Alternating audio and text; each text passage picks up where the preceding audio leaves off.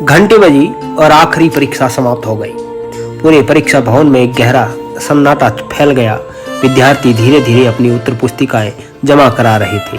मानो ऐसा लग रहा था कि काश हम इस पल को रोक पाते, क्योंकि कॉपी जमा कराते वक्त सबको लग रहा था कि यह सिर्फ परीक्षा का अंत नहीं, एक पूरे अध्याय का अंत है।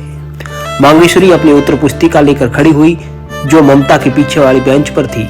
दोनों ने उस परीक्षा भवन के कक्ष को देखा जहां उन्होंने कक्षा 12वीं की परीक्षा दी थी। एक ने सपनों की ओर देखा और भगवान को याद किया, क्योंकि अब उन्हें आगे की पढ़ाई की रणनीति और तैयारी करनी थी।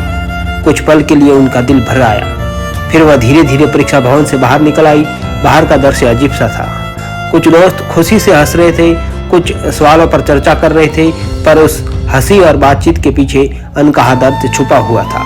क्योंकि कक्षा में कुल 4 विद्यार्थी थे, 2 ये तो दोनों और 2 गोविंद एवं विवेक, और चारों को अब लगने लगा था यह दिन हमारा अंतिम दिन है। इसके बाद हम सबके रास्ते अलग हो जाएंगे और मंजिल भी अलग अलग। इधर स्कूल के गेट के पास कला वर्ग के विद्यार्थी भी खड़े थे। किसी के हाथ में एग्जाम की तख्ती, किसी के हाथ में पेन और कुछ की आंखों में आंसू। मुकेश जो कोने में चुपचाप खड़ा था, वह यह सब दृश्य देख रहा था। आंख में आंसू लिए वह अपने मित्र गोविंद और विवेक की ओर बढ़ता है। गोविंद, उसने धीमी आवाज में कहा। गोविंद ने उसकी तरफ देखा और हल्की मुस्कान दी, लेकिन उसकी आंखों से आंसू बहने लगे। मुकेश बोला, याद है जब हम अपने विद्यालय में आए थे, तुम हिंदी और अंग्रेजी की क्लास में तीसरे बेंच पर बैठते थे और मैं तुमसे पीछे। गोविंद ने आंसू पोंछते हुए कहा, हाँ याद है, जब पूरी क्लास को डांट पड़ी थी तब हम दोनों अपनी हंसी नहीं रोक पा रहे थे। सोनू जी सर जो अंग्रेजी में डांटते थे, तब सिर नीचा करके हम हंसी नहीं रोक पाते थे और दोनों कुछ पल के लिए हंस पड़े। इधर ममता और मांगेश्वरी भी अपने सपनों के बारे में एक दूसरे से चर्चा कर रही थी। ममता जिसकी आंखों से आंसू बह रहे थे और उसे लगता था कि वो मांगेश्वरी से अंतिम बार मिल रही है, और मांगेश्वरी जो उसे मानो कह रही हो कि हम आगे भी मिलते रहेंगे, तुम अब रोना बंद करो। अब मांगेश्वरी की आंख में भी आंसू थे।